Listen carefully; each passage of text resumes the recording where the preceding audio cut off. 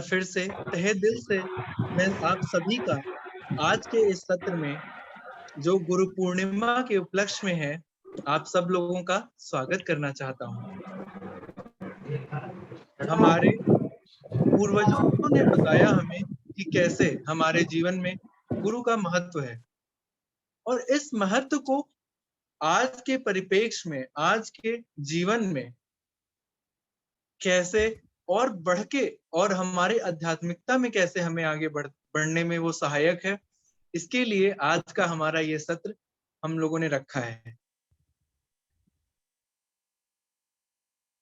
तो बिना ज्यादा देर किए हुए मैं आज हमारे स्पीकर ब्रदर ऋषि रंजन जी को आमंत्रित करना चाहूंगा। आप एक किसी भी परिचय के मोहताज नहीं है। हम सब लोग आपको बहुत दिनों से बहुत अच्छे से सुनते हुए आए हैं, आपको अच्छे से जानते हैं। फिर भी मैं बताना चाहूंगा कि आप आईटी कंपनी में ग्लोबल लीडर हैं, 25 इयर्स का experience different global IT organisations में एग्जीक्यूटिव लेवल पर, और हार्टफुलनेस में as a trainer and abhyasi 25 years की आपकी एक बहुत ही बृहद और सार्थक यात्रा रही। और उसी यात्रा के यात्रा वृत्तांत को हम लोग समय समय पे आपके साथ जी पाते हैं और सुन पाते हैं। और आपका एक चैनल एक ऋषि की बातें, जिसमें हमारे जीवन से जुड़ी हुई जो हमारे लाइफस्टाइल, हमारी दिनचर्या को कैसे हम और बेहतर बना सकते हैं, कैसे उसको आध्यात्मिक रूप से परिपूर्ण कर सकते हैं, उसके ऊपर है। तो ये हम सब लोगों ने जरूर देखा है अपने अलग अलग एक्सपीरियंसेस में।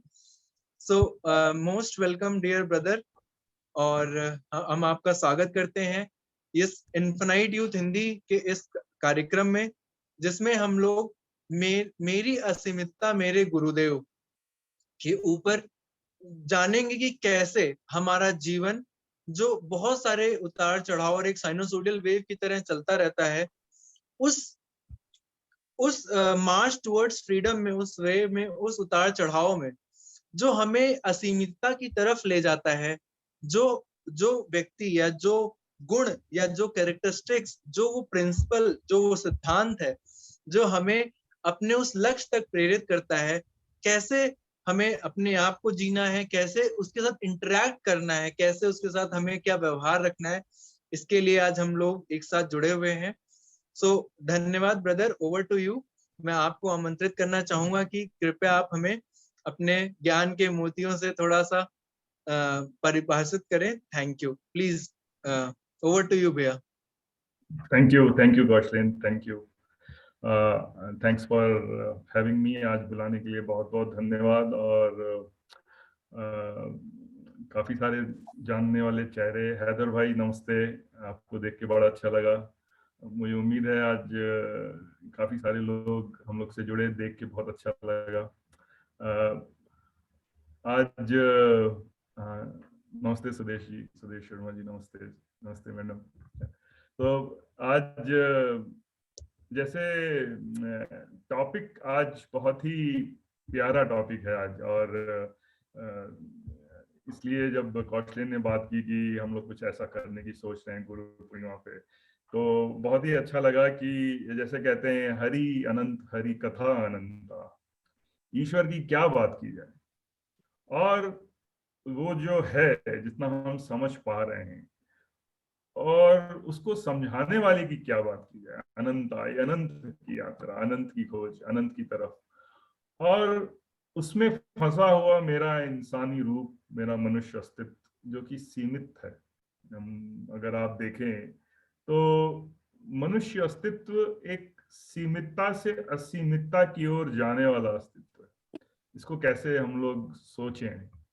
महात्मा बुद्ध ने जब अपना पहला सरमन दिया सारनाथ में, तो वो जब एनलाइटेंड हुए और आए और उन्होंने पहला सरमन दिया, पहली बार उन्होंने जो ज्ञान से जो मोती प्राप्त किए वो लोगों को बताए, उसमें उन्होंने जो पहला जो उन्होंने चीज बोली वो ये थी कि जीवन में दुख है। देखिए, उन्होंने जितना एनलाइटमेंट प्राप्त किया, वो जब पहली चीज बताने आए तो वो बताया कि भाई जीवन में दुख है। अब जीवन में दुख है, अगर इस पे अगर आप सोचें तो ये दुख क्यों है?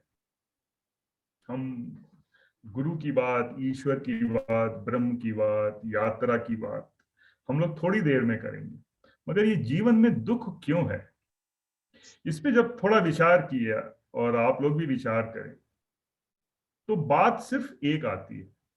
बात है मेरी सीमितता, माय लिमिटेडनेस। उदाहरण के तौर पे बोलने में सीमितता, हम जो बोलना चाहते हैं वो भी सीमित है। हम वो बता नहीं पाते जो बताना चाहते हो, और जो ना बताना चाहते हो वो तो कभी बता ही नहीं पाएंगे। सीमितता। हमारे सुनने में सीमितता, हम बड़ा सीमित ही सुन पाते। कोई कुछ भी बोल रहा हो, भगवान श्री कृष्ण भी आके बोले तो दुर्योधन नहीं सुनेगा। सीमितता। कितना सीमित संकीर्ण रूप से सुनते हैं। हमारे सोचने में सीमितता, कि अगर ईश्वर को कहा जाए कि आप ईश्वर के बारे में सोचिए तो उसमें भी हम एक रेखा बना लेते हैं कि ये ईश्वर है और मैं इसको सोचूंगा। सीमितता। हमारे समझाने में सीमितता, हमारे करने में सीमितता। हम करना चाहते हैं बहुत कुछ लेकिन कर नहीं पाते, उसमें भी सीमितता। तो ये जो दुख है, अगर हम सीमितता में को ही पूरा जीवन समझ लें तो शायद ये दुख ना हो। दुख तब होता है जब हम इस सीमितता में उस असीमितता को खोजते। हमें ये लगता है कि ये जो जीवन है ये पूरा नहीं है, पूर्ण नहीं है, ये अधूरा है। तो इस पूर्ण जीवन को, जो हमारा अस्तित्व है, और ये जो जो हमारी जो सीमितता है, इन दोनों के बीच में ही हमारा जीवन चलता रहता है। एक सीमितता को तोड़कर हम दूसरे दायरे में प्रवेश, उसको तोड़कर हम तीसरे दायरे में प्रवेश, लेकिन सीमितता सीमितता सीमितता। उसमें से हमारी यात्रा असीमितता असीमितता, हमारी खोज असीमितता। बचपन से लेकर हम जब भी कुछ अनुभव करते हैं तो हम उस सीमितता से परे चले जाते हैं। हम जब भी एक एक कहानी है बाय डॉक्टर वेन डायर, उसमें दो बच्चे अपनी माँ के गर्भ में बात कर रहे थे। एक बच्चा दूसरे बच्चे से पूछता है, क्या जब हम माँ के गर्भ से बाहर जाते हैं, जब हम डिलीवरी हो जाती है, तो क्या उसके बाद भी जीवन एग्जिस्ट करता है डिलीवरी के बाद? तो दूसरा बच्चा जो माँ के गर्भ में होता है कहता है, पता नहीं कि डिलीवरी के बाद जीवन एग्जिस्ट करता है, क्योंकि जो कभी गया वो कभी वापस नहीं आया। तो शायद करता हो या शायद ना करता हो। और फिर ये देखो, जो ये कॉर्ड है ये भी तो बाहर तक, इतनी दूर तक नहीं जा सकती, तो शायद बाहर जीवन एग्जिस्ट ना करता हो। तो बोले चलो अच्छा, बाहर जीवन एग्जिस्ट करता हो तो वो लोग खाते पीते कैसे होंगे, क्योंकि अभी तो खाना हमें सिर्फ माँ के गर्भ से आ रहा है। वो चलते कैसे होंगे, वो उठते कैसे होंगे? तो दूसरे बच्चे ने बोला कि ये सब मेरी माँ देख लेगी। तो पहला बच्चा बोलता है, माँ? क्या माँ एग्जिस्ट करती है? क्या तुमने कभी माँ को देखा है? क्योंकि अगर माँ होती तो कभी दिखती, दिखी तो कभी नहीं। तो पहला बच्चा बोलता है कि माँ दिखती नहीं है लेकिन वो हमारे चारों ओर है, हम सब उसके अंदर हैं, और अगर तुम ध्यान से सुनो शांति पूर्वक तो तुम उसे गुनगुनाता हुआ भी महसूस कर सकते हो। अब कल्पना कीजिए कि हम सब लोग गर्भ में उन दो बच्चों की तरह असीमित होना चाहते हैं, लेकिन हमारा मानसिक दायरा कितना सीमित है, जो हमें वो देखने के लिए मजबूर नहीं करता, हमें वो बताता नहीं, हमें वो समझाता नहीं कि वो असीमितता कैसी होगी, वो विकास कैसा होगा। अगर आप किसी 9th क्लास के बच्चे को 12th क्लास की चीज समझाएंगे तो आप कैसे समझाएंगे? चारी जी ने एक बार बोला था कि मेरा एग्जिस्टेंस इस वर्ल्ड में का काम सिर्फ 1% है, 99% काम कहीं और होता है। और ऐसा व्यक्ति अगर आके आपसे बात करेगा तो वो कैसे करेगा? आपकी असीमितता आपको असीमित कैसे बनाएगा?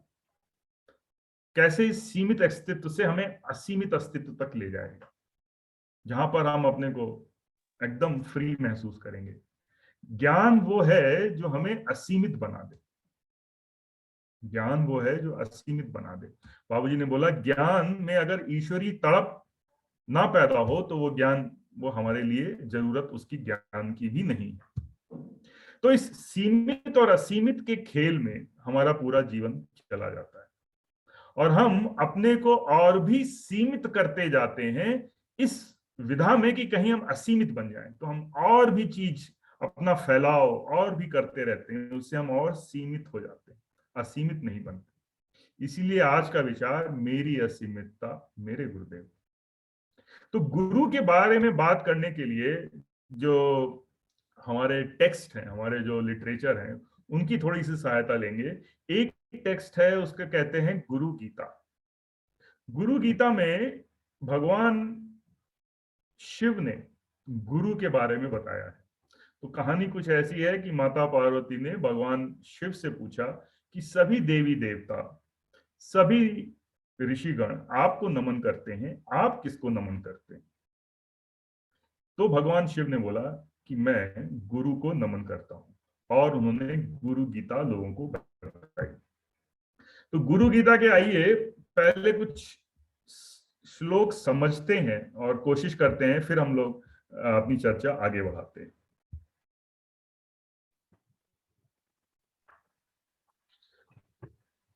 सात करोड़ महामंत्र विद्यमान हैं, ये सब चित्त को भ्रमित करने वाले। गुरु नाम का ये दो अक्षर वाला मंत्र ही एक महामंत्र है। तो उन्होंने शुरुआत में ही गुरु की जो पराकाष्ठा है कि आप ज्ञान को भी तभी समझेंगे जब आपके पास एक गुरु होगा जो आपको वो मंत्र समझा सकता है, महसूस करा सकता है। और उन्होंने बोला जिसके अंदर गुरु भक्ति हो उसकी माता धन्य, उसके पिता धन्य है, उसका वंश धन्य है, उसके वंश में जन्म लेने वाले धन्य है, समग्र धरती माता धन्य है। तो गुरु भक्ति अगर किसी के अंदर आ जाए, अभी गुरु क्या है हमने उसके बारे में बात नहीं की, मगर अगर गुरु भक्ति जिसके अंदर आ जाए तो उसको हमारे लिटरेचर में ऐसा माना गया है कि उसके अंदर गुरु भक्ति हो। धन्या माता पिता धन्यो गोत्रम धन्यम कुलोद्भवा धन्या च वसुधा देवी यत्र स्यात् गुरु भक्ति। का वंश धन्य है, उसके वंश में जन्म लेने वाले धन्य है, समग्र धरती माता धन्य है, सब कुछ धन्य हो जाता है।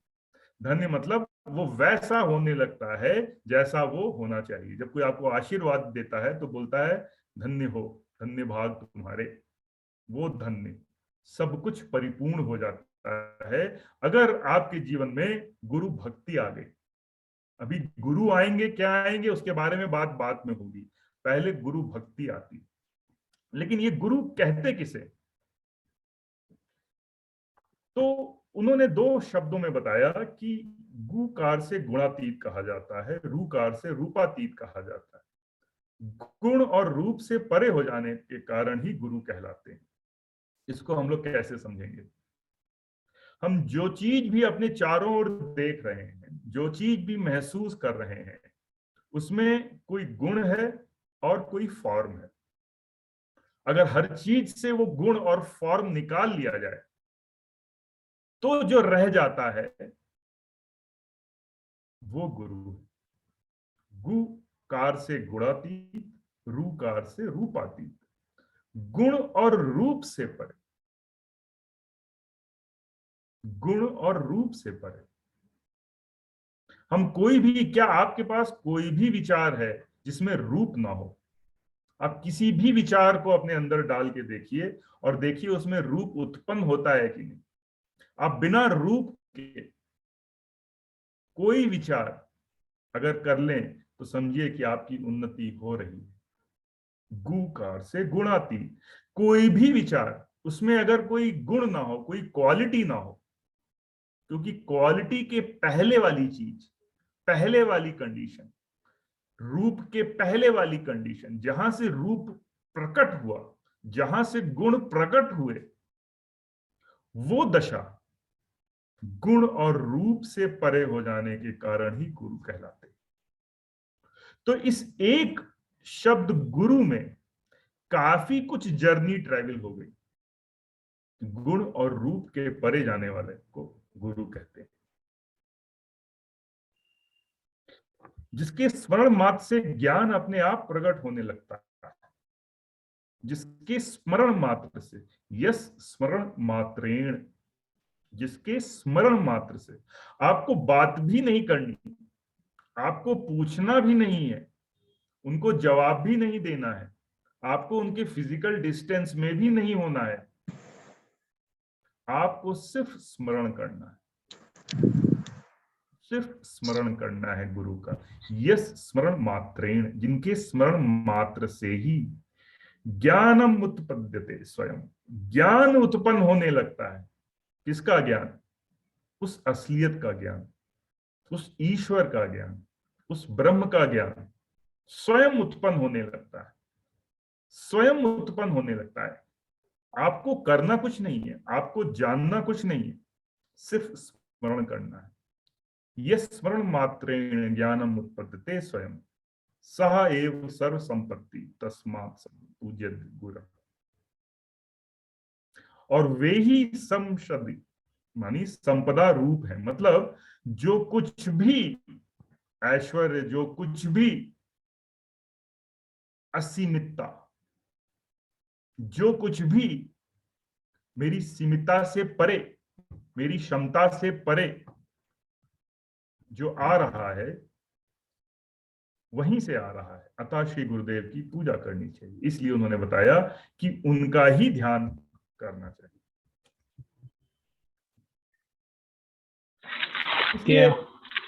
इसलिए हमें ये गुरु की महिमा, गुरु की प्रशंसा हम लोग कैसे कर सकते हैं? हम उसके बारे में उतना ही जानते हैं जितना वो हमें स्वयं को दिखाता है। अब बात ये हुई, ये एक लिटरेचर की बात हो गई, ये एक बात हो गई जो लिखा गया। अब हम अपने जीवन में कैसे महसूस करेंगे? इस असीमितता को कैसे अपने जीवन में लाएंगे? इसीलिए हमें एक जीवन काल में इस मनुष्य रूप में, एक मनुष्य गुरु की मनुष्य रूप में, जब वो सृष्टि स्वयं हमारे सामने प्रकट होती है, गुरु साक्षात पर ब्रह्म। जब गुरु, आप ब्रह्म को तो जान नहीं सकते क्योंकि वो गुण और रूप के बियॉन्ड है। आप गुण और रूप के बियॉन्ड कैसे जाएंगे? आप तो चेतना में न्यूनतम पर हैं और वो परम स्रोत पे विलीन है, तो आप उसको जानेंगे कैसे? तब उन्होंने बोला गुरु साक्षात पर ब्रह्म। जब गुरु, आप पर ब्रह्म की दशा का साक्षी जब आप हो जाएगा, तब आपके सामने जब वो गुरु आएंगे, जब वो पर्सनैलिटी आएंगे, गुरु साक्षात पर ब्रह्म, तस्मै श्री गुरुवे नमः, उस वक्त आप स्वयं को सरेंडर कर दें। तो ये लिंक दिए गए हैं। गुरु ब्रह्मा, गुरु ब्रह्मा क्यों बोला गया है?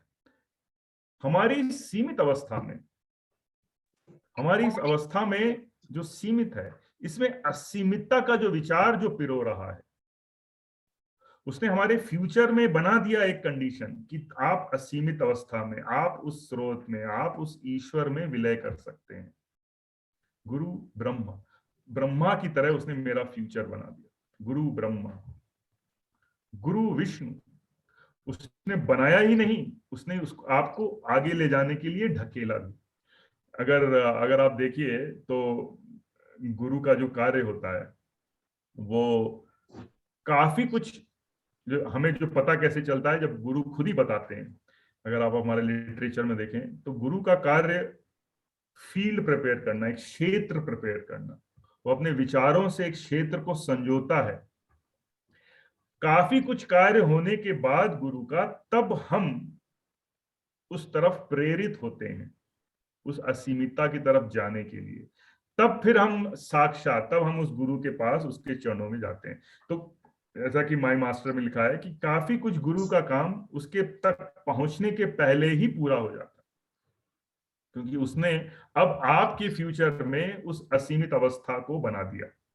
आप सीमितता में थे, आप समझ नहीं पा रहे थे, आपके मन में मानसिक दायरे में ऐसा कुछ विचार भी नहीं था, आप उस असीमित को चुन भी नहीं पा रहे थे। आप तो अपने जीवन उस सीमित अवस्था में लय थे, जज्ब थे, एब्जॉर्ब थे, सर उठाने का भी समय नहीं था। फिर ये चमत्कार कैसे हुआ कि आपको उस असीमित की तरफ तड़प पैदा हो गई? वो आकर्षण जो आप में पैदा हुआ, वो गुरु ने ईश्वरीय आकर्षण आपके हृदय में पैदा किया। सबसे पहला काम कि गुरु अपने एक क्षेत्र पैदा बनाता है चारों ओर। उस क्षेत्र की वजह से हम उसकी तरफ आकर्षित होते हैं। जब हम आकर्षित होते हैं तब उसकी तरफ पहुंचते हैं। फिर क्या करते हैं? फिर गुरु हमारी सफाई करते हैं। शिष्य, गुरु के साथ आता है शिष्य। शिष्य मतलब शेष। जब सब कुछ हटा दिया गया तो जो बचा, जो शेष बचा, वो पूर्ण था। जिस पूर्णता की तलाश में थे वो शेष रह गई। ये कितना बढ़िया बात उन्होंने बताई कि पूर्ण से पूर्ण निकलेगा, लेकिन उस पूर्णता को हम महसूस नहीं कर पा रहे, तो उन्होंने हटा दिया शेष। जो शेष बचा वो पूर्ण, वही शिष्य। गुरु अपने को पूरी तरह से उसमें डाल देता है तो वो जो शेष है वो पूर्ण हो जाता है। तो शीश तो वो सफाई, हमारे ऊपर जो चीजें जो हमें उस असीमितता का बोध कराने में प्रॉब्लम दे रही थी, उनको वो साफ करता है। सीमितता, हमारी सीमितता से परे।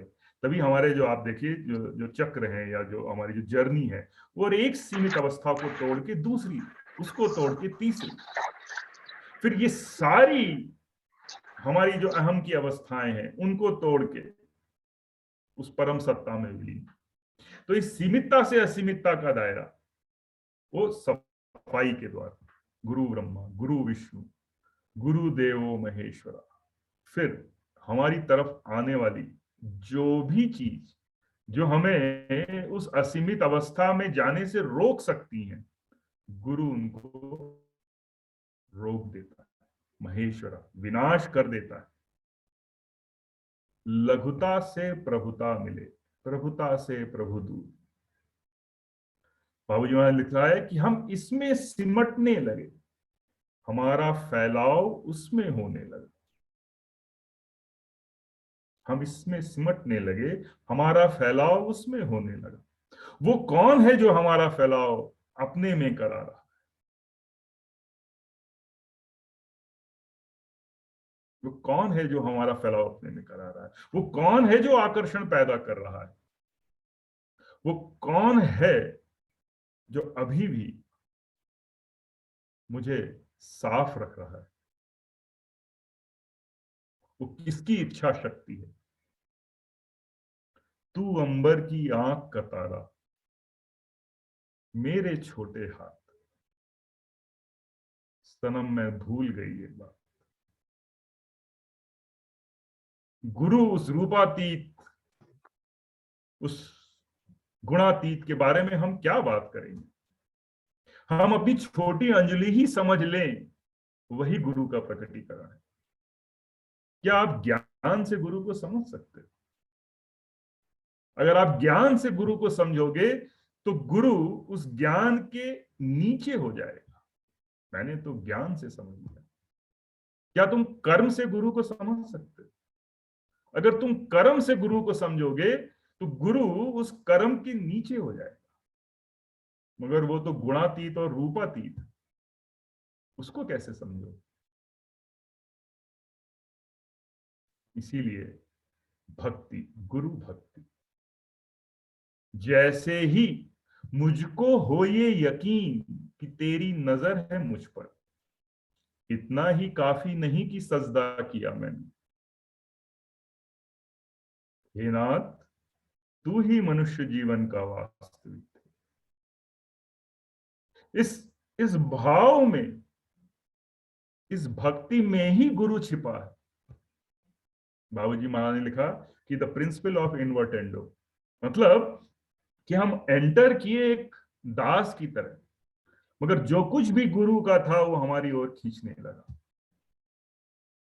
तो उस गुणातीत रूपातीत को जब हम अपने अंदर लेने लगते हैं, तो जो भी चीज हमारे लिए विनाश या हमें नीचे लाने होती है, गुरु हमें सपोर्ट करके रखता है, गुरु हमें संभाल के रखता है। गुरु ब्रह्मा गुरु विष्णु गुरु देवो महेश्वरा। अब ईश्वर का क्षेत्र, जिसको हम साकार क्षेत्र समझते हैं, वो भी ब्रह्म में खत्म हो जाता है। पर ब्रह्म की दशा मतलब जो प्रकटीकरण है, जो मैनिफेस्टेशन है, उसमें कोई आकार नहीं है, वो एक कंडीशन है पर ब्रह्म, उसमें कोई एक्सप्रेशन का भाव नहीं है। पर ब्रह्म, गुरु साक्षात पर ब्रह्म। अब वो ऊपर की दशा आ गई कि वो परब्रह्म की दशा, गुणातीत रूपातीत। और हमारे सहज मार्ग में अगर आप देखें तो उसके परब्रह्म के आगे भी प्रपन्न प्रपन्न प्रभु प्रभु केंद्रीय रीजन, उसके आगे की दशा। तो गुरु साक्षात परब्रह्म, तस्मै श्री गुरुवे नमः। ऐसे गुरु अगर मिल जाए तो आप तुरंत अपने को सरेंडर कर दीजिए। गुरु साक्षात परब्रह्म तस्मै श्री। तो गुरु जो एक धीरे धीरे अगर आप देखें तो इस पूरी प्रक्रिया में हम प्रार्थना करते हैं, क्यों करते हैं? हे नाथ, तू ही मनुष्य जीवन का वास्तविक। उस गुरु को अपनी ओर जुड़ाव करने के लिए हम ध्यान करते हैं, तो क्यों करते हैं? कि उस जुड़ाव में स्थिर रहने के लिए। हम सफाई करते हैं तो क्यों करते हैं? क्योंकि कोई भी और चीज शेष में पूर्ण रहे, कि वही पूर्णता हम में बसी रहे, तो हम सफाई करते हैं कि हम शेष रह जाएं, कि उसमें पूर्णता हो, कुछ और ना आ जाए। तो इन तीनों प्रक्रिया से हम सिर्फ उसकी ओर बढ़ते हैं। और अगर आप मिशन देखें तो मिशन क्या है? मिशन भी, अगर हम सब मनुष्य किसी भी माया क्षेत्र में हमेशा एब्जॉर्ब रहते हैं, अगर माया हटा ली जाए, वर्ल्ड हटा दिया जाए, संसार हटा दिया जाए, तो हम जी नहीं सकते। तो एक बहुत बड़ा गुरु ने अपनी माया जो मिशन बना दिया कि आप उस संसार में जो आपको नीचे लेके जा रहा है, उससे बचिए। आपके पास ये मिशन है, आप मिशन में लगें, मिशन के काम करें, क्योंकि ये भी मुझ तक आने की एक सीढ़ी है। आप फंसिए नहीं अदरवाइज। सो मिशन और मेथड के पीछे मास्टर। तो गुरु एक एक जब हम शुरुआत करते हैं तो हम एक साकार रूप में शुरुआत करते हैं, क्योंकि मेरी क्या विसात कि मैं उस ब्रह्म को समझूं या महसूस करूं। तो गुरु एक साक्षात, हमें जैसे दैनिक जीवन में, जैसे हम सालोक के सारूप, एक ही लोक में, एक ही रूप में, हमें कोई अपने जैसा, हम जिनसीनियत बाबूजी महाराज, हमारे जैसा कोई दिखता है, सबसे पहला आकर्षण हमें अपने स्पीशीज से रहता है, अपने अस्तित्व से रहता है। तो वो पूरी दशा साक्षात परब्रह्म जब वो हमारे सामने हमारे जैसी दिखती है, तब पहला आकर्षण पैदा होता है।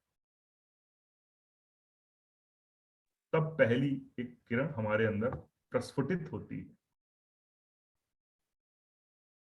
तब उस असीमितता के दर्शन होते हैं, महसूसियत होती है।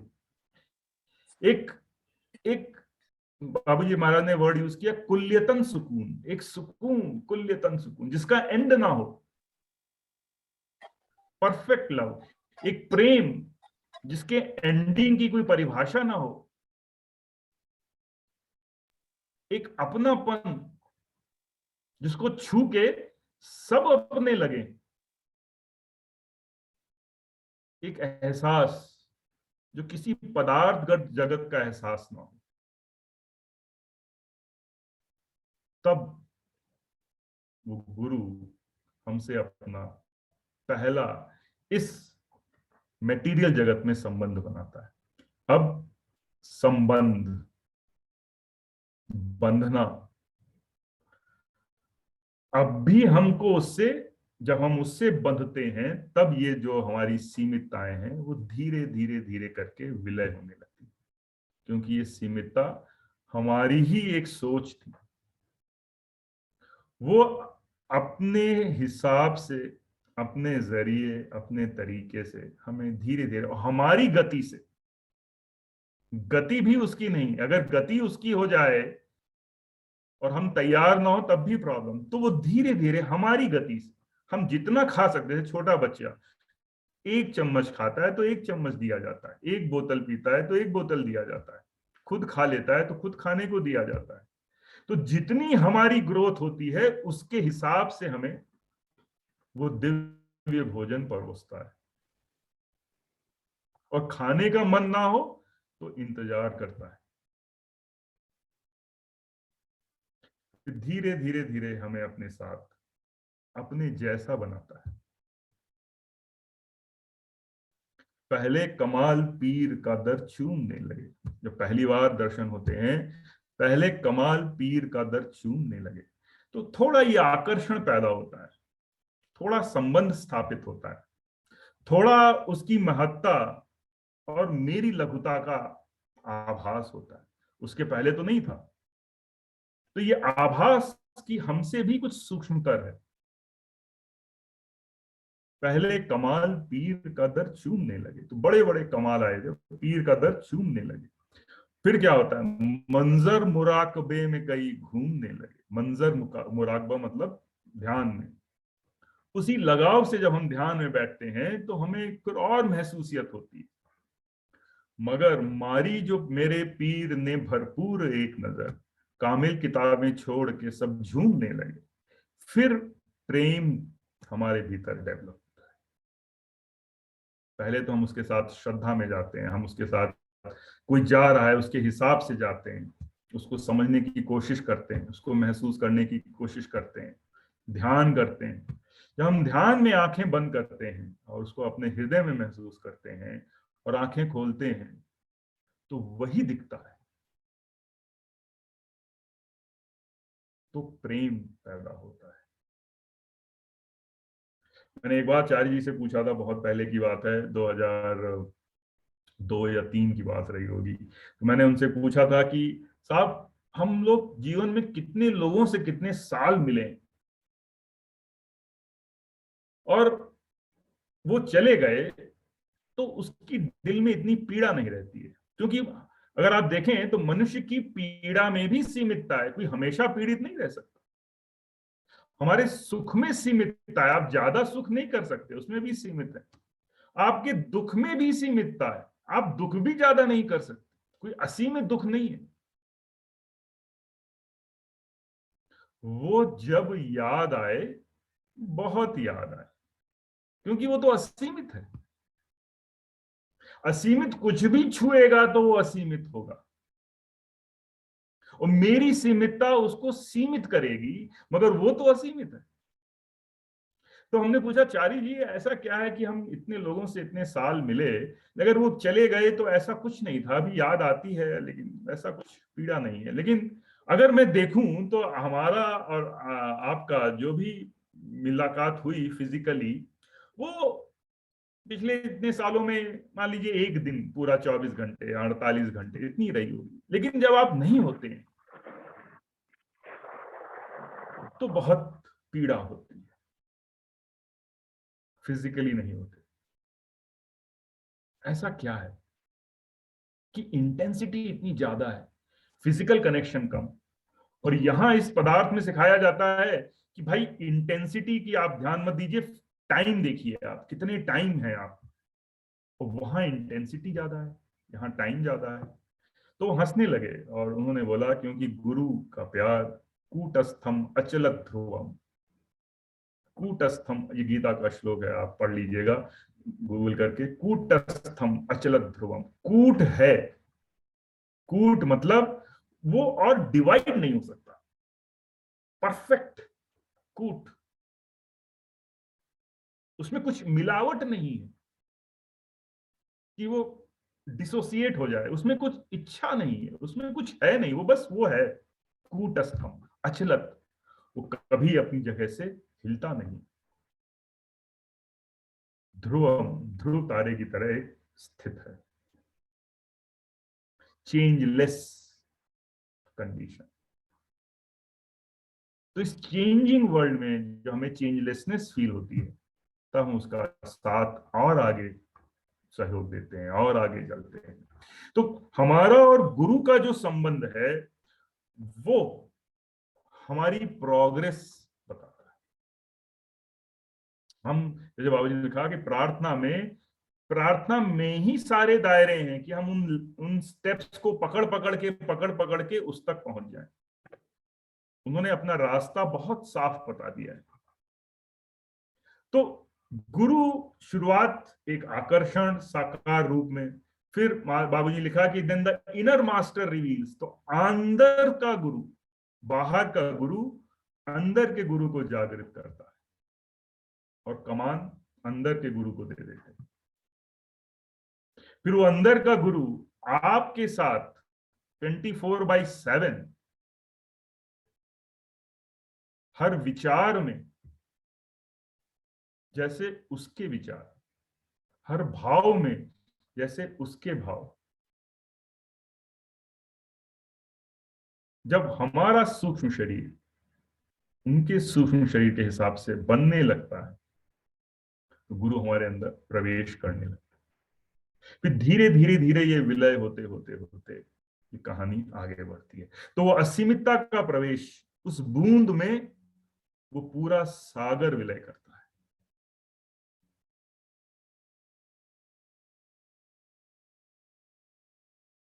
ये मेरी अर्जी है, मैं वो बन जाऊं जो तेरी मर्जी है। पिय ने मुझको यूं झट पहचाना, दीवानों में था मैं सबसे दीवाना। दीवानों में था मैं सबसे दीवाना। उसको पाने के लिए सिर्फ दीवानगी चाहिए, क्योंकि वो वहां नहीं है जहां आप ढूंढ रहे हैं। वो रूप में नहीं है, वो गुण में नहीं है, वो इन सब के परे है। तो इसी चीज को समझते समझते हम वो बनने लगते हैं जो वो हमें बनाना चाहता है। तो कोई भी एक फिक्स्ड फॉर्म हमें गुरु का, मुझे ऐसा लगता है, नहीं रखना चाहिए, क्योंकि हमारी प्रोग्रेस के हिसाब से वो हमें क्या दिखाना चाहता है हम वो देखने के लिए सक्षम होने चाहिए। अर्जुन और दुर्योधन में सबसे जो अच्छा काम हुआ, वो दोनों ही कृष्ण को नहीं देख सकते थे, दोनों ही कृष्ण को नहीं जानते थे, लेकिन दुर्योधन ने बोला जानामि धर्मम नाचामय प्रवृत्ति, मैं तो भाई ऐसे ही देखना चाहता हूं, मेरे लिए तो गुरु ऐसे ही होंगे। ये अर्जुन ने बहुत अच्छी बात की। अर्जुन ने कहा साहब ये जो आप बता रहे हैं मैं देखने के लिए, मेरे पास वो आंखें ही नहीं। हमें उसी हिसाब से गुरु क्या है उस ओर देखना चाहिए, कि वो समझने के लिए, समझाने के लिए वो आंखें ही नहीं है, क्योंकि मैं जो कुछ भी कहूंगा उसमें गुण और रूप विद्यमान होंगे, लेकिन वो इन सब के बियॉन्ड है। तो गुरु हमें धीरे धीरे धीरे उस दशा तक ले जाता है। इसलिए गुरु क्या है, ये एक अच्छा कॉन्सेप्ट है, ये एक इशारा है, हमें उस इशारे की तरफ बढ़ना है, लेकिन ध्यान हमेशा हमें खुद पर रखना है कि उस गुरु के साथ मेरा क्या संबंध है। कौशन भाई इसी पे थोड़ा सा विराम देंगे, बात काफी हो गई। कोई प्रश्न हो या कोई बात हो तो उस पर बात की जाए। जरूर भैया, जरूर। धन्यवाद भैया। तो ये बात तो बहुत ही मतलब सटीक भैया आपने बताई कि कैसे वो असीमितता और क्या क्या चरण है उस गुरु को जानने के। इसी के साथ एक बहुत ही वाजिब प्रश्न उठता है अपने आप कि हर एक चीज के लिए पात्रता की भी बहुत जरूरत होती है, और कुछ भी काम हम करते हैं तो उसके लिए अपनी खुद की भी एक एलिजिबिलिटी क्राइटेरिया या क्या कैरेक्टरिस्टिक्स जैसे कहते हैं। तो एक मोटे माटे रूप में, जैसे फॉर एग्जाम्पल जब हम स्कूल या कॉलेज में गुरु और शिष्य को जब बात करते हैं तो बोला जाता था पहले जमाने में कि शिष्य की क्या गुण है, काक चेष्टा बको ध्यानम, स्वान निद्रा तथेव गृह त्यागी अल्पाहारी लक्षणम। यानी कि काक की तरह उसकी नींद होनी चाहिए और स्वान की तरह उसकी नींद होनी चाहिए, काक की तरह उसकी चेष्टा, कौवे की तरह उसकी चेष्टा होनी चाहिए, घर को त्यागने वाला होना चाहिए, और कैसे खाने पे अपने वो कंट्रोल अनुग्रह होना चाहिए। तो यही प्रश्न मैं आपसे भी भैया पूछना चाहूंगा कि गुरु तो मतलब वो सागर है, जो मतलब वो सागर है जिसमें हम बूंद गिर के वो सागर बन सकते हैं। पर वो बूंद हम कैसे बने, कि वो पात्रता हमारे अंदर, वो एटीट्यूड क्या होना चाहिए उससे मिलने के लिए। तो जी, इस पे कुछ प्रकाश डालें भैया। ये बहुत अच्छा प्रश्न है। तो एक बार एक अभ्यासी थे, तो वो मैंने भी कहानी सुनी है, पता नहीं कितनी सच है, तो मदर टेरेसा से मिलने, दे दो पापा को, तो मना वो करो। मदर टेरेसा से मिलने गए और उन्होंने मदर टेरेसा से बोला कि mother, do you know I have guru. So mother बोली, very nice, congratulations, but how do you use your guru is very important then having a guru. क्या हमने गुरु को अपने साथ कैसा संबंध बनाया है ना, कि हम अपनी बात इस सलीके से कर रहे हैं, या उसका प्रभाव जो मेरे ऊपर हो रहा है, जो सलीका मेरे अंदर पैदा हो रहा है, उस सलीके को मैं निभा पा रहा हूं कि नहीं निभा पा रहा हूं। सहज मार्ग is a process of receiving. ये एक लेने की कला है। आप कैसे अपने अंदर वो दशा पैदा कर सकते हैं, उस कार्य में कैसे सहयोग कर सकते हैं कि वो अपने को पूरी तरह से सक्षम होके उड़ेल दे, आप कोई व्यवधान ना डालें, है ना। तो इसकी शुरुआत होती है, अगर आप गुरु और शिष्य का एटिकेट्स देखें, तो ये एटिकेट्स कैसे होने चाहिए, है ना। क्योंकि एटिकेट्स अगर हम समझ गए तो हमें अपने अंदर वो डेवलप करने में बड़ा अच्छा लगेगा, और वहां से जब हम रिसीव करेंगे तो हम अपने एटिकेट्स को चेंज होता हुआ भी देख सकते हैं, है ना। तो पहला एटिकेट अगर है, वो है कि हम बंदा और बंदगी, है ना। तो गुरु मतलब क्या, गुरु बाबूजी ने लिखा कि मालिक का मतलब, मालिक को कैसे क्या अपने अंदर हृदय में माना जाए, और कैसे हम ये बंदगी का अपने अंदर भाव पैदा करें। तो बाबूजी ने एक लाइन में लिखा कि हमने उसको मालिक माना तो हम बंदे हो गए। जिस दिन अपने हमने हृदय में एक थॉट डाल दिया कि वो मेरा मालिक, जीवन में सिर्फ दो रोल है, मालिक और बंदा। ये आगे की दशाओं में जब हम पिंड प्रदेश क्रॉस कर देते हैं, तो बाबूजी ने लिखा कि सब सिर्फ मालिक और बंदे का रिलेशन रह जाता है। तो शुरुआती दशा में मालिक और बंदा, या ईश्वर और उसका बनाया हुआ मनुष्य, मालिक और बंदा। तो जिस दिन ने हमने उसको मालिक मान लिया, हम बंदे हो गए। हमें बंदे बनने के लिए खुद में ज्यादा सुधार करने की जरूरत नहीं है, वरना हो जाएगा कि देखो हम बंदे हो गए। हमने उसको मालिक माना तो हम बंदे हो गए। ये पहली कंडीशन है कि आपको उसको मालिक मानना है, जानना नहीं है, मानना है। मतलब मन से हमने उसको मालिक माना। अगर हमने उसको मालिक माना तो हमारा जुड़ाव उसके दायरे से हो जाता है, वो असीमितता से हमारा संबंध हो जाता है। असीमितता की पहली कंडीशन ये है, या सिर्फ कंडीशन सिर्फ यही है, कि तुम अपने को सीमित तो समझो। अगर तुम अपने को असीमित समझते हो तो फिर असीमितता कैसे उसमें प्रवेश करेगी। तो सीमितता, तो असीमितता को रियलाइज करने के लिए सबसे पहली कंडीशन मेरी सीमितता। तो हमने उसको मालिक माना तो हम बंदे हो गए। जैसे हम बंदे हो गए वैसे ही उससे जुड़ाव शुरू हो गया। अब हमारा दूसरा एटिकेट कि एब्जॉर्ब, जज्ब, कि उसमें जज्ब रहना, उसमें एब्जॉर्ब रहना। हम जिस चीज में एब्जॉर्ब रहेंगे हम वैसे बनते जाएंगे। हम ईश्वर में, हम अपने गुरु में, जैसे उनके स्मरण मात्र से ज्ञान उत्पन्न होने लगता है। अगर हम उनके स्मरण में रहेंगे, उसमें एब्जॉर्ब रहेंगे, तो कनेक्टेडनेस ये बनी रहेगी, हमारा जुड़ाव बना रहेगा मानसिक रूप से। जब ये जुड़ाव बना रहेगा तो हम देखेंगे कि हमारा विचार इधर उधर नहीं भाग रहा, एक तरफ, एक दिशा में चल रहा है, सिर्फ उनके साथ जुड़ा रहता है। आकर्षण पैदा हो रहा है। इसी आकर्षण को धीरे धीरे प्रेम का रूप मिलने लगता है। तो हमारे अंदर एक प्रेम डेवलप होने लगता है गुरु के लिए। गुरु के लिए हमारे हृदय में एक आकर्षण, प्रेम।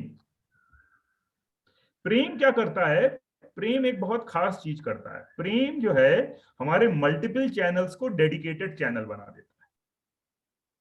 हम इधर उधर की बजाय मुक्तसर, प्रेम मुक्तसर बना देता है, हमें डेडिकेटेड कर देता है, हमें फैलाता नहीं है, हमें उनकी तरफ मोड़ देता है। तो पहला आकर्षण, पहला एब्जॉर्प्शन, उनसे जुड़ाव, फिर लव, अट्रैक्शन डेवलप होता है। जब ये लव डेवलप होता है तो हम उसके दायरे में प्रवेश करने लगते हैं। जब हम उसके दायरे में प्रवेश करने लगते, वो अपनी ओर आकर्षित करने लगता है, तो हमारे हृदय में एक कृतज्ञता का बोध होने लगता है, ग्रेटिट्यूड का बोध होने लगता है। हमें एक एक तरह से हमारे हृदय में एक एहसान सा डेवलप होने लगता है कि देखो वो कितना सब कुछ, और मैं, तो जितना ही मैं सिकुड़ता जाएगा उतना ही ये हमारे अंदर एटिकेट्स डेवलप होते जाएंगे। ग्रेटिट्यूड, एक तरह की विनम्रता। जैसे ही गुरु का विचार आएगा, और इसके लिए आपको फिजिकली भी उनके सामने प्रेजेंट होने की जरूरत नहीं है, जैसे ही गुरु का विचार आपके हृदय में आए तो आप देखें क्या आप जुड़ाव महसूस कर रहे हैं, क्या आप प्रेम महसूस कर रहे हैं, क्या आप कृतज्ञता महसूस कर रहे हैं। अब कृतज्ञता भी आगे बढ़ती है। कृतज्ञता में भी एक लेने वाला है, एक देने वाला है। प्रेम में भी दो हैं, कृतज्ञता में भी दो हैं। प्रेम में दो हैं, दो एक होना चाहते हैं। कृतज्ञता में लेने वाला और देने वाला, और वो भाव कि कितना बड़ा समुद्र और मेरा जुड़ाव। फिर क्या होता है? रेवरेंस, फिर एक अंदर से एक आदर। ये जब बूंद पूरी तरह से मिलने के करीब होती है तो एक तरह का आदर, reverence is the ultimate etiquette. दादाजी महाराज ने लिखा है कि ये जब एटिकेट आ जाए, रेवरेंस, पहले एक दूरी का एहसास था, मगर ये दूरी अब एक रेवरेंस बन गई। Is the epitome of divine blessing. जब आप उसके दायरे में प्रवेश कर रहे हैं रेवरेंस के साथ, उसको जानते हुए, फिर अंत में सरेंडर, शरणागति। शरणागति का मतलब ये नहीं कि फोर्स्ड सरेंडर, या it's a selfless act without our knowing. हमें पता भी नहीं, लेकिन हर चीज में रजा, उसकी रजा में मेरी रजा, हर चीज को जीवन में एक्सेप्टेंस, चीयरफुल एक्सेप्टेंस, शरणागति। ये बाबूजी ने हायर चक्रास में जो है सो है इसको बताया है। तो इस तरह से ये करीब, अगर आप AEIOU में देखें तो ये जैसे होता है एक्वायर, किसी दशा में प्रवेश, तो उसकी दशा में प्रवेश यानी हमारा एब्जॉर्प्शन, उसमें जज्ब, बंदगी का भाव। एनलाइवन, वो उसकी क्षेत्र में enliven because of love. Imbibe, imbibe because of मेरी कृतज्ञता। Oneness because of reverence, and union with sharanagati, surrender. तो ये हमारे हृदय में ये एटिकेट्स डेवलप होने लगते हैं, और हमें ये एक ध्यान, एक आंख जरूर इस पे लगा के रखनी चाहिए कि मेरे हृदय में क्या एटिकेट्स डेवलप हो रहे हैं। कनेक्टेडनेस फील हो रही है, लव फील हो रहा है, ग्रेटिट्यूड फील हो रहा है, रेवरेंस फील हो रहा है, सरेंडर आ रहा है।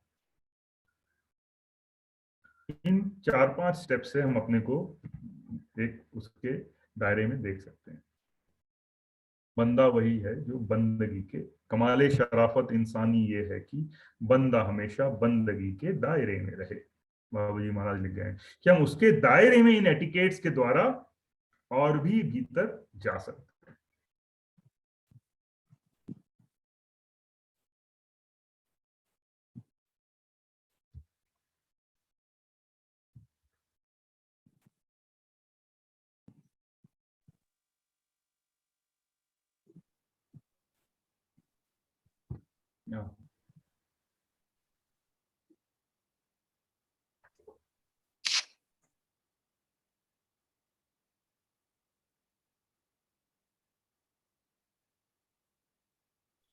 हाँ क्वेश्चन भाई, और कुछ? जी भैया, सही बात है। और इसी पे ही मुझे वो पूज्य मालिक ने दूसरे नियम पे वो एक एलिजिबिलिटी का वो जो एक बहुत अच्छा सा कपलेट यूज किया है पूज्य बाबूजी महाराज ने। मैं बस मुझे याद आ रहा था तो मैं वो एक बार बताना चाहूंगा कि मैं वहदत के तालिब दिल भी कर बहरे तलब खाली, तही पैमाने पर महफिल में सिर झुकता है बोतल का। अर्थात ओ ईश्वर या आध्यात्मिकता रूपी नशे के प्यासे इच्छा रूपी समुंदर से भरे हुए अपने हृदय को खाली कर, क्योंकि महफिल में बोतल का मुंह खाली प्याले पर ही झुकता है। तो जब आपने किस तरह से वो जो चरण है अपने आप को प्रिपेयर करने के, और वो जो चरण है अपने आप में वो एलिजिबिलिटी, वो खालीपन लाने के, वो बहुत ही जरूरी है और सोचनीय विषय है कि हमें इंट्रोस्पेक्ट करने की जरूरत है कि कैसे हम अपने अंदर वो ला सकते हैं। दूसरा एक और प्रश्न भैया आता है कि आजकल के हमारे जो भौतिकतावादी जीवन है, और क्योंकि हम ये कहते हैं, मालिक हमारे कहते हैं कि हमें अपने भौतिक जीवन को और आध्यात्मिक जीवन को भी बैलेंस करके आगे बढ़ना है, तो आपके अपने जीवन के एक्सपीरियंसेस में आपको क्या लगता है कि किस तरह से आपके भौतिक जीवन में एक आध्यात्मिक गुरु का कैसे एक प्रादुर्भाव होता है, वो इंटरकनेक्शन कैसे स्थापित होता है अपने भौतिक जीवन में आध्यात्मिक गुरु का? तो बहुत अच्छा प्रश्न है। तो प्रश्न ये है कि आप इस असीमितता का प्रयोग अपने जीवन में कैसे करेंगे, इस दशा का प्रयोग आप कैसे करेंगे। तो आपके अंदर जब ये असीमितता आने लगती है तो इस असीमितता का प्रयोग कैसे होता है। जैसे अगर आप चलिए रिश्तों में देखें, आप रिश्तों में अगर आप इस असीमितता के साथ प्रवेश करेंगे तो आपके अंदर पूर्वाग्रह का विनाश, पूर्वाग्रह भी सीमितता है। अगर आप किसी को प्रेम करेंगे तो वो असीमित होगा, सेल्फलेस होगा, और उस सेल्फलेसनेस की वजह से वो व्यक्ति उस प्रेम को पाकर आपके साथ बहुत अच्छा संबंध रखे, क्योंकि हर व्यक्ति ही वो असीमितता ढूंढ रहा है अलग अलग तरीके से। तो आपके रिश्तों में, आपके परिवार में, आपके दोस्तों में, आपके अंदर ये असीमितता का जो विकास हो रहा है वो सबको छूने लगती है। आप जल्दी से फॉरगिव कर देते हैं, आप फॉरगेट कर देते हैं, आपके अंदर प्रेजुडिस नहीं होता, टॉलरेंस होने लगता है, आपके अंदर एंगर के पहले एक पॉज आने लगता है, क्योंकि ये सारी सीमितताएं हैं। तो एक एक करके जब बंधन टूटते हैं तो बंधन टूटने का कोई एक सोल्यूशन नहीं होता। सीमितता एक प्रॉब्लम है, असीमितता उसका सोल्यूशन है। सीमितता के प्रॉब्लम का जो इफेक्ट है वो है इंटॉलरेंस, वो है एंगर, वो है रिवेंज, वो है व्हाटएवर। तो आप एक संपूर्ण व्यक्तित्व की तरफ बढ़ने लगते हैं। अब ऑफिस में देखिए, ऑफिस में आपके ऑफिस का मतलब क्या होता है, या किसी भी अगर आप जाएं कॉलेज में पढ़ रहे हैं या आप कहीं किसी कंपटीशन की तैयारी कर रहे हैं, वहां भी आप एक सीमितता के बंधन को तोड़ रहे हैं। कोई भी ऑर्गेनाइजेशन एक जगह रुका हुआ नहीं है, हर जगह ग्रोथ यही हो रही है कि कैसे हम असीमित हो जाएं, कैसे हम असीमित हो जाएं, कैसे हम असीमित हो जाएं। तो जब आप उन मीटिंग्स में बैठते हैं, जब आप किसी प्रॉब्लम को सॉल्व करते हैं, तो आपका ये असीमित व्यक्तित्व जिसमें ईगो नहीं है, जिसमें सब टीम एक साथ है, जिसमें सब कोई प्रॉब्लम को एक साथ वैसा देख रहा है जैसी वो है, जिसमें हर कोई अपनी अपनी आहुति डाल रहा है, अपना अपना काम कर रहा है, तो प्रॉब्लम बहुत जल्दी सॉल्व हो जाती है। ज्यादातर कॉर्पोरेट्स की प्रॉब्लम, अब मुझे भी हो गए 25 साल, कॉर्पोरेट्स की प्रॉब्लम कोई टेक्नोलॉजी प्रॉब्लम नहीं है, ज्यादातर सब पॉलिटिकल प्रॉब्लम्स रहती हैं। तो जब आपकी टीम, आपकी मीटिंग जब अचीव करने लगती है इन कॉन्सेप्ट्स को, अगर आप मैनेजमेंट के प्रिंसिपल्स भी देखें तो मैनेजमेंट के प्रिंसिपल्स भी असीमित पर ही आधारित हैं। वो भी बोलते हैं लॉ ऑफ स्कार्सिटी नहीं, कम में मत देखो, बड़ा में देखो। तो वो मैनेजमेंट प्रिंसिपल आपके अंदर अपने आप उतर जाता है, तो आपकी टीम परफॉर्म करने लगती है, आप परफॉर्म करने लगते हैं, आप क्राइसिस सिचुएशन में भी आप हंसते हुए निकलते हैं। तो लोग आपसे पूछते हैं कि भाई ये कौन सा करेज है आपके पास, आप तो कभी वैसे ही नहीं होते, और आपके बाद मतलब आप बोलते भी हैं कि ये सुधार की जरूरत है, तो लगता नहीं है कि कोई डांट रहा है है ना। तो ये सब जो चीजें आपके व्यक्तित्व में अपने आप, जैसे कि आपने एक नया वर्जन 3.0 लगा लिया हो और वो धड़ाधड़ नए सूक्ष्म शरीर से आप काम करने लगते, है ना। प्रवसी नगर कीजे सब काजा, हृदय राख कौशलपुर राजा। जब हनुमान जी रामचंद्र जी का काम लेके लंका में चले गए और अकेले ही पूरा परास्त कर डाला, सिर्फ एक विचार से, गुरु स्वर्ण मात्र, सिर्फ उसके विचार से। तो ये छोटी छोटी चीजें जो लाइफ स्किल्स हैं वो अपने आप हमारे अंदर आ जाती हैं। तो वेस्टर्न कॉन्सेप्ट है कि बाहर से समझो और अपने अंदर लो। गुरु क्या करता है, वो अंदर से आपको ऐसा बना देता है कि ये सारी चीजें आपको अपने आप अवेलेबल हो जाती हैं। पुराने जमाने में आपने देखा होगा कि कोई अर्जुन को शस्त्र चाहिए तो आंख बंद करके कुछ करते थे, मंत्र करते थे, और वो शस्त्र आ जाता था। मुझे लगता है आज के जमाने में हम सबको अगर अर्जुन बनना है तो आंख बंद करके अपने गुरु का ध्यान कर लें और वो शस्त्र आपके पास आ जाए। इतना प्रभावशाली और इतना करेजियस बनाता है ना। तो इसलिए अगर देखो आप, बिगेस्ट मैनेजमेंट लेसन अगर किसी ने दिया होगा, मुझे ऐसा लगता है वो मेरे ख्याल से भगवान श्री कृष्ण ने अर्जुन को दिया होगा। क्यों? क्योंकि दो लड़ाइयां हो रही हैं, संसार की दो सबसे बड़ी सेनाएं आमने सामने खड़ी हैं, और उसमें भगवान श्री कृष्ण कहते हैं रुको अभी मैं थोड़ा आपको बताता हूँ कि कैसे काम करना है, मैनेजमेंट लेसन्स में देता हूँ, है ना।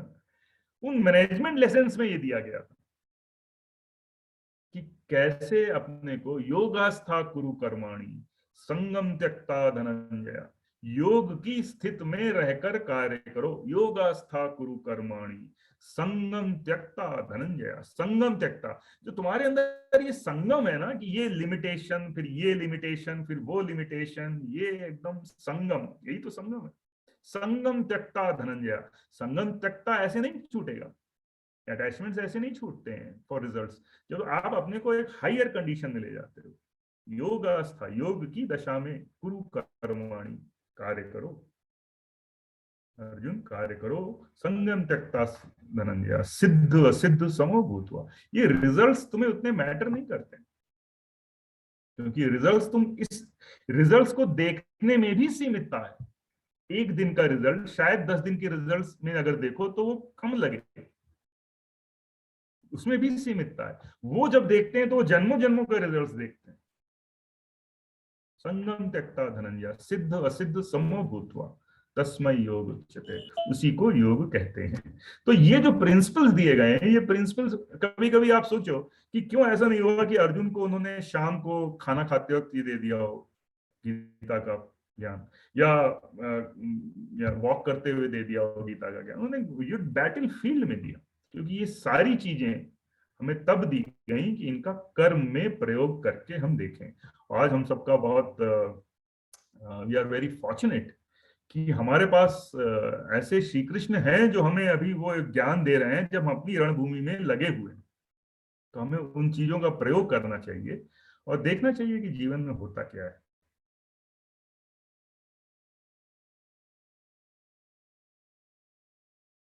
एकदम सही बात है भैया।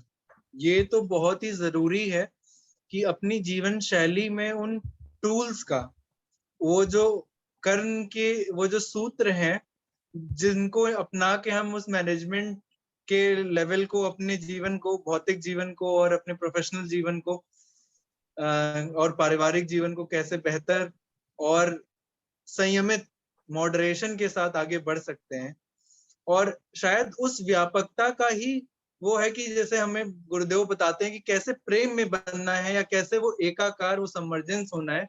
तो फिर एक और मुझे कंप्लीट वर्क से पूज्य बाबूजी महाराज ने कबीर दास जी का एक दोहा यूज किया है, जब मैं था तब तू नहीं, अब तू है मैं नहीं, प्रेम गली अति साकरी, ता में दो ना समाही। यानी कि एक ही गली इतनी पतली है कि एक ही लोग जा सकते हैं। तो वो जो लय अवस्था है और जो एक रूपता है, उसके लिए बहुत जरूरी है कि हम लोग उस असीमितता में लय होने के लिए अपनी सीमितता को घटा के उस असीमितता की तरफ बढ़ें और अपने जीवन को फिर और मीनिंगफुल और पर्पसफुल बना पाए। सो थैंक यू भैया। आई थिंक बहुत सारे प्रश्नों के और बहुत सारी चीजों के हमें बहुत विस्तार से हल मिले हैं और बहुत विस्तार से बहुत सारी, और यहाँ से ये स्टार्टिंग है। दिस इज नॉट कि एक सेशन है हमने करा और वहां से बस खत्म। ये ज्ञान को इस मतलब जो अभी हमने सुना, जब तक हम उसे अपने जीवन में चरितार्थ ना करें, उसको अनुभव के क्षेत्र में ना लाएं, ज्ञान के क्षेत्र को, तब तक किसी भी सेशन की किसी भी वो वक्तव्य की कोई सार्थकता नहीं हो पाएगी। तो मेरा सभी भाइयों बहनों से जो यहाँ पे आज उपलब्ध हैं, जो आप यहाँ पर हैं, ये करबद्ध प्रार्थना है कि कृपया इसको अनुभव के लेवल पर प्लीज इंट्रोस्पेक्ट करें और देखें कि क्या हम कर सकते हैं, क्या चेंजेस ला सकते हैं जीवन में। सो थैंक यू भैया for the wonderful session and wonderful evening. और शायद ये बहुत ही अब भंडारा है पूज्य चारी जी महाराज का अगले हफ्ते और अगले वीकेंड, तो हमें ये बहुत जरूरी इस समय पे भी था कि हम उस सार्थकता को, उस विराट चीज को अपने अंदर समाहित करने के लिए क्या चाहिए, क्या करना है, उसके ऊपर विचार करें, विचारणीय जो आपने कुछ हमें टिप्स दिए हैं। तो इसी के साथ आज के सत्र को हम लोग समाप्त करना चाहेंगे। और समाप्त सत्र का है, पर ये एक नई यात्रा है, एक नई जर्नी है हमारी अपनी खुद की, अपने अंदर की, अपने गुरु को पहचानने की। और इन्फिनाइट यूथ हिंदी की तरफ से इस तरह के सत्र हम लोग और आगे करते रहते हैं हर दूसरे या तीसरे संडे को। आप लोग प्लीज उसमें जरूर सहभागी बने। आपके क्षेत्र के जो भी युवा साथी हैं, उनको हमारा जो लिंक ट्री का अभी हमने लिंक अभी डाला है चैट बॉक्स में, आप इसको नोट कर लें और हमारे साथ आप सोशल मीडिया पे जुड़ सकते हैं और हमारे आने वाले सत्रों के बारे में जान सकते हैं। इसके साथ ही rising with kindness youth seminar का आयोजन कान्हा शांतिवनम में 12 अगस्त से 14 अगस्त हो रहा है, जिसमें नेशनल और इंटरनेशनल लेवल के बहुत अच्छे और विद्वान सहभागी और सेलिब्रिटीज आ रहे हैं, जैसे PV Sindhu ji, minister of state finance Anurag Thakur ji, Vandana Shivaji, ecologist, और वैसे बहुत सारे लोग।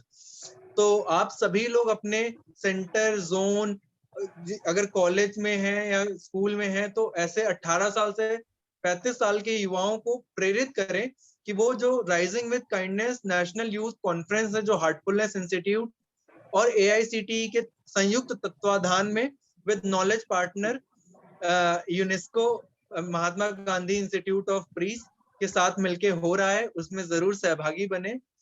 और हमारा जो भंडारा है उसकी तैयारी हम लोग अब और भी, आप लोग कर ही रहे होंगे, और भी गहराई के साथ, और भी इंटरेस्ट और जोश के साथ और उस जॉय के साथ उस ग्रेस को रिसीव करने के लिए हम सब लोग तत्पर रहें और वो रिक्वायर्ड जो जरूरत है, जो एलिजिबिलिटी है, उसको अटेंड करें।